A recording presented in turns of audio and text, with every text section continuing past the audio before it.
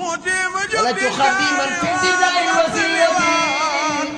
عليه سلام الله منيس فسوي dëppaat amaana dig bi jege nam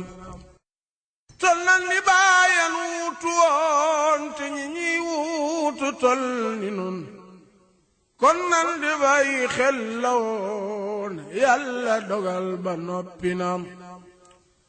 tol nan ni bàyyan wuutu woon te ñi ñuy wuutu tol ni nun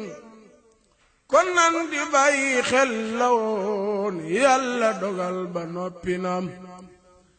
nan dal di farlu nag te waaj yóbbal buy wute bun ko waaj ndax ku xamul kañ ya du waaj àdduna war ya jege nam nan dal di farlu nag te waaj yóbbal buy wute bun ko waaj ndax ku xamul kañ la du waaj àdduna war ya jege nam bakkan dafay xëy ne xureet ak lum la fekk ngay mébét moo xam mu jag mbaate jagul fu dig bi ak see sotti nam bakkan dafay xëy ne xureet ak lum la fekk ngay mébét moo xam mu jag mbaate jagul waay fu dig bi ak see sotti nam te àdduna ngi bëgg a jeex bu jeexulit dund gi jeex te nit ñi ñëpp ak nere taax seen xel yi dal gi ëpp nam te àdduna ngi bëgg a jeex su jeexulit dund gi jeex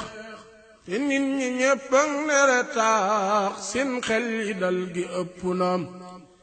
yal na nu ci waru te lii dafay niroo xaru ndax dëgg wéet na baberu ngirum caaxaan mi xumbu nam ñépp a ngiriir wuti alal ولدت خديما في ابتداء وسيلتي